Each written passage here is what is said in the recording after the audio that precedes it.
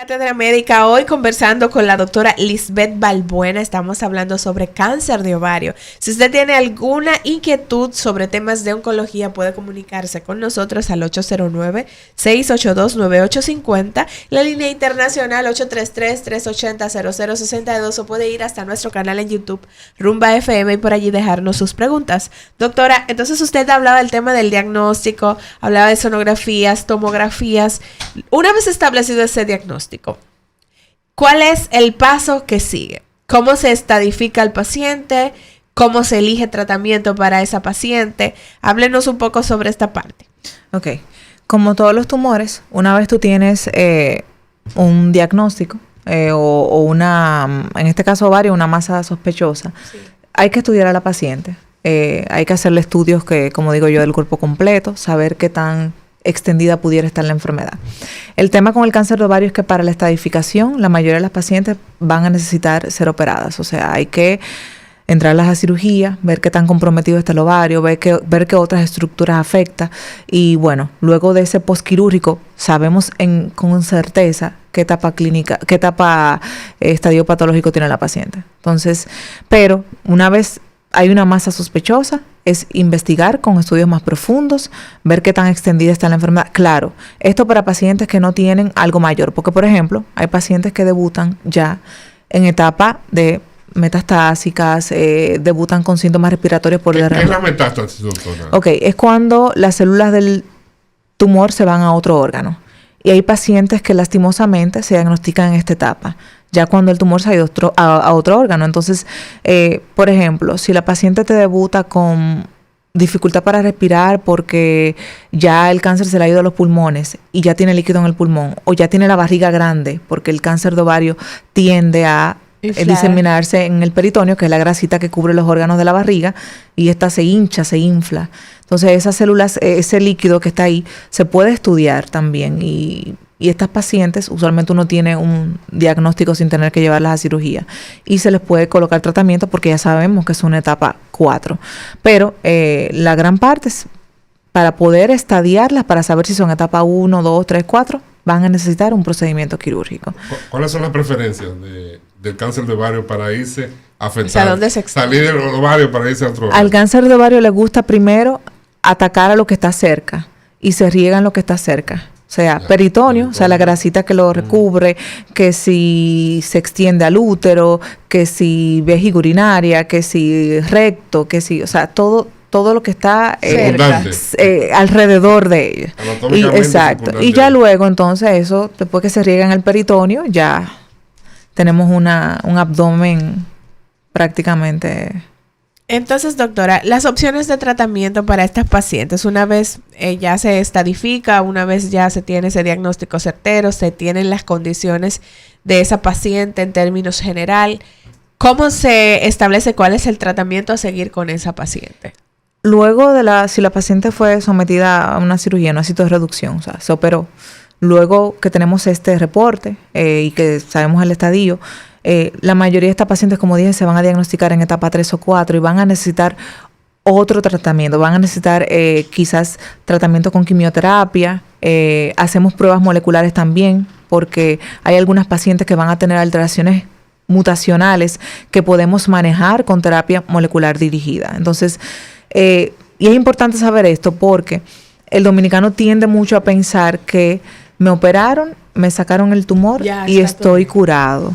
Y son muy pocos los tumores que solamente se van a tratar, a una etapa temprana, que solamente se van a tratar con un procedimiento quirúrgico. Hay que dar siempre el manejo del cáncer es multidisciplinario. Okay. El paciente siempre va a necesitar, o en la gran mayoría de los casos, va a necesitar algún tipo de intervención, o por un oncólogo clínico para el tratamiento sistémico, exacto, quimioterapia, hormonoterapia, terapia dirigida, lo que sea que lleve en el contexto que sea, o un radiooncólogo incluso. O sea, es difícil que un paciente solo, a una etapa temprana, solo necesite cirugía. Vamos a escuchar qué dice la gente, doctora. Buenos días, Cátedra Médica. 809-682-9850, la línea internacional 833-380-0062 y nuestro canal en YouTube Rumba FM. Allí tenemos un chat en donde usted puede dejar sus preguntas. Escribe Zoila Bautista, dice, tiene 65 años, tiene un resultado de cervicitis crónica activa con fragmentos de tejido endocervical sin atopia y una hiperplasia de endometrio sin atipia. Okay. El riesgo para esta paciente. Ok. No, todo lo que ella tiene son hallazgos benignos. Okay. Y, como dije, cuello... tal vez de endometriosis. Exacto. No, y todo eso son hallazgos benignos. La hiperplasia sin atipia incluso no... Ni siquiera es... se considera un factor de riesgo como tal. Sí, con seguimientos con su ginecólogo y que... Sé que son muchas palabras juntas que dan temor. Sí, claro. Pero nada. Muchas veces cuando las personas ven los resultados dicen, pues ya, y toda esa manda a comprar cosa. la caja, llama Sí. a la funeraria. No, hay veces que no. Y la gente se asusta. De hecho, ayer hablaba con una chica que nos daba asistencia en otro programa para el cual trabajamos.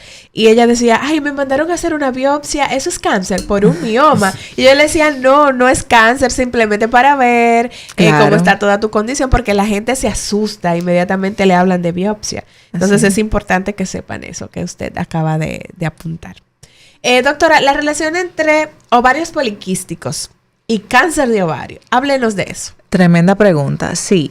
Lo que pasa con el ovario poliquístico, tenemos que saber algo respecto al cáncer. Hay factores de riesgo que no necesariamente son causales, sino asociaciones.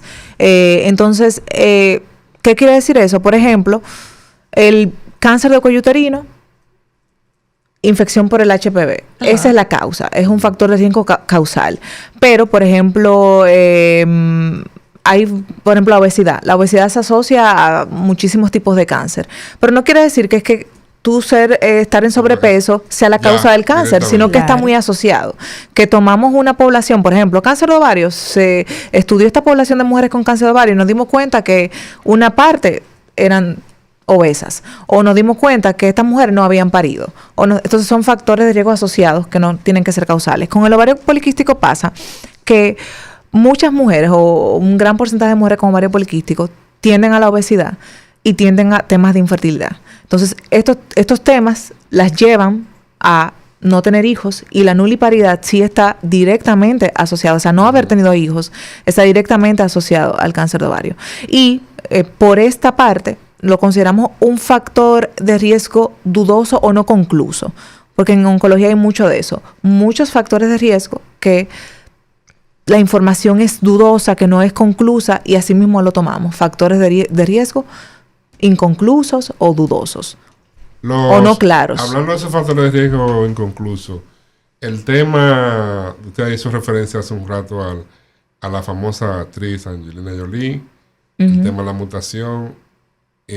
Esos factores también, o sea, hacerse, por ejemplo, esas pruebas que se hizo Angelina Jolie, los famosos BRCA.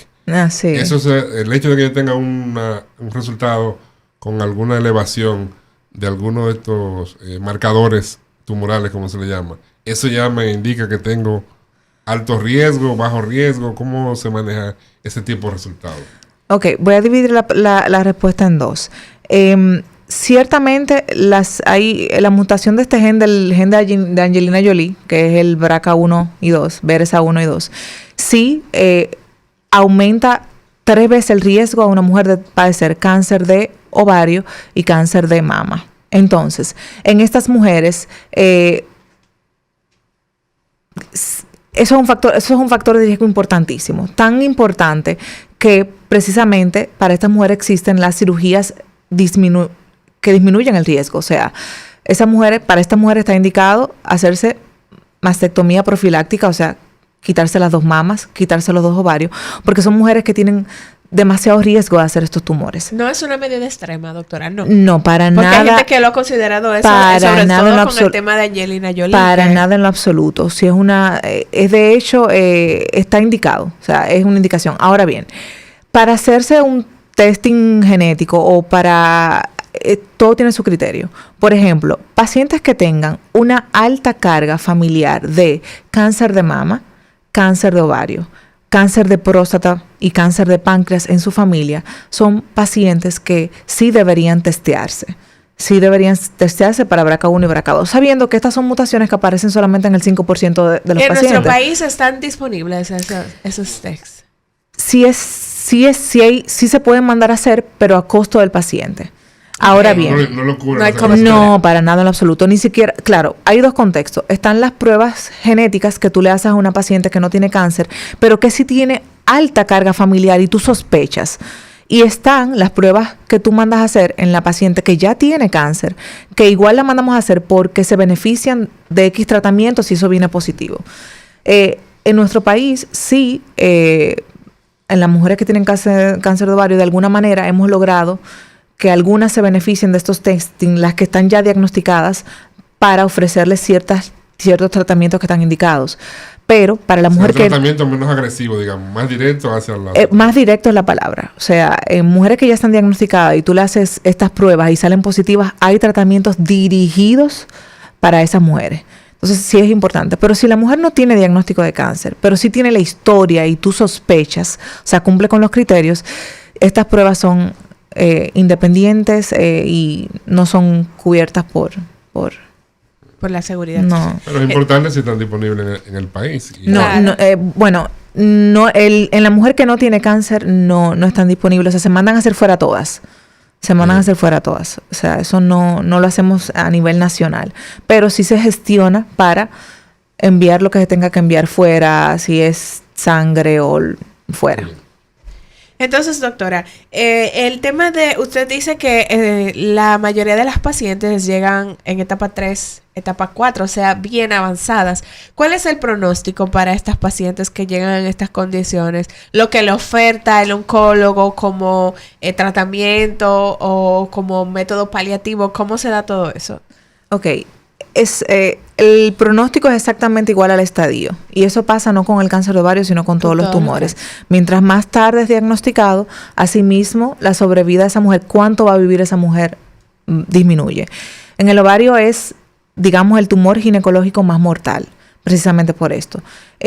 Una mujer diagnosticada con cáncer de ovario etapa 4, según las estadísticas estadounidenses, a los 5 años de su diagnóstico, solamente el 30% va a estar viva. 5 años sobrevida para el 30%. No, que a los 5 años de haber sido diagnosticada, solamente el 30% va a estar viva. O sea, el restante 70 muere. O sea, no avanza hasta los 5 años.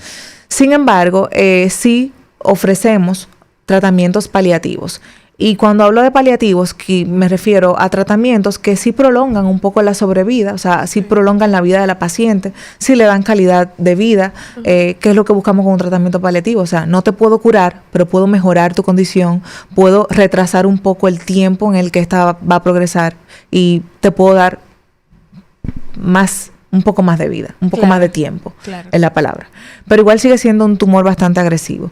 Y el pronóstico es el más mortal a nivel ginecológico de todos. Por eso la importancia de darse seguimiento con el ginecólogo y de poder estar pendiente de cómo va la salud de sus ovarios, de su útero, para evitar complicaciones. La doctora Lisbeth Balbuena tiene su consulta privada en Red Oncológica Dominicana Integral en Gascue. Por allí está los martes y jueves en la mañana, así que usted llame por allí y haga su cita para que se haga su control y evite que le llegue un diagnóstico de estos a su casa. Bueno, por aquí escribe Nancy de los Santos, doctora. Ella dice que tiene una hija que tiene un rosario de quistes. Supongo que se refiere a ovarios poliquísticos y que está un poco subida de peso y tiene tiroides. ¿Qué les recomienda?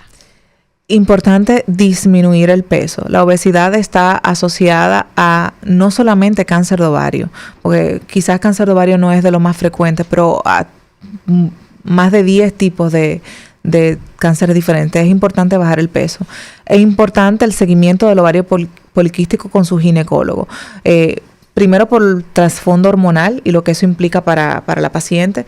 Y segundo, porque hay que darle seguimiento al ovario poliquístico, al tema de la fertilidad, al tema del hormonal de la paciente. O sea, es seguimiento con su ginecólogo, pendiente y conocerse a sí misma, porque si algo nos enseña el cáncer de ovario, por lo menos a nivel oncológico, donde todo es por estudios y por imágenes, en el cáncer de ovario se ha tratado de empoderar mucho a la paciente a que se conozca a sí misma, porque como las pacientes siempre, una gran parte refieren sentir algo antes del diagnóstico, y como no tenemos métodos fidedignos, es importante que se conozcan a sí mismas, y que si tú tienes esto de la poliquistosis ovárica, pues no te pierdas en tus seguimientos con tu ginecólogo. Es un tema complejo, doctora, porque nosotros tenemos muchos tabúes en República Dominicana todavía con relación al tema del conocimiento de la mujer, al tema de la educación sexual. Sí. Y entonces fíjense, los que nos escuchan, lo importante que es que escuchemos nuestro cuerpo, sobre todo las mujeres que tienen más un tema hormonal, que es cíclico. Entonces es muy importante que las mujeres estén pendientes y tengan clareza de qué cosa puede estar bien y qué cosa puede estar dando alguna señal de que no está bien. Mira, la literatura describe que si una mujer en un mes presenta estos síntomas de dolor pélvico, de que se le infla la barriga, que come y se siente llena, si los presenta por lo menos 12 veces en un mes, o sea, 3 veces a la semana, debe acudir a un chequeo, no necesariamente ginecológico, pero un chequeo médico, y procurar que se le haga por lo menos una sonografía.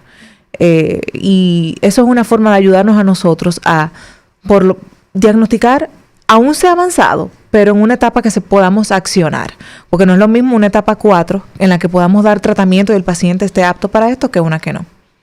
Bien, aquí nos preguntan por redes sociales que nos están pidiendo que volvamos a repetir los datos de consulta de la doctora Lisbeth Balbuena. Ella está en Red Oncológica Dominicana Integral, en Gascue. Está los martes y jueves en la mañana. El número telefónico se lo vamos a facilitar en breve. La doctora está reconfirmando por allí para que usted sepa dónde marcar para hacer sus citas con la doctora Lisbeth Balbuena y pueda entonces cerciorarse de que ande todo en orden con su salud. El número es 809-682-9459. 809-682-9459. Por allí usted puede llamar y hacer su cita con la doctora Lisbeth Balbuena martes y jueves en horarios de la mañana.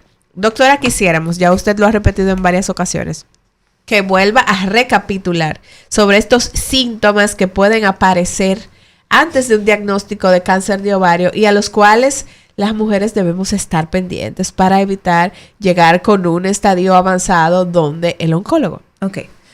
Toda mujer lo primero es empoderar a las mujeres para que se conozcan a sí mismas. Entonces, una vez esto, toda mujer con dolor abdominal o pélvico, toda mujer que al comer se sienta muy llena, o sea, eso se llama sensación de plenitud, persistente, o sea, y estos síntomas son persistentes en los últimos meses o en el último año, debe acudir a una consulta médica. Debe acudir a una consulta médica. Eso es primordial. Y saber que la idea de que haya un día para visualizar esto es precisamente porque lo que no se visualiza, no lo pensamos. Entonces, ya sabemos que esto existe. Entonces, toda mujer que tenga más de 45 años, que llegue con dolor abdominal, a repetición en los últimos meses, dentro del abanico de enfermedades a descartar, tenemos que pensar. Entonces, la idea es visibilizar para pensar, porque si no pensamos en la probabilidad, pues entonces... Y ese mensaje de la doctora Balbuena también va para los médicos que están sobre en la atención primaria, sobre los médicos que están en la consulta general.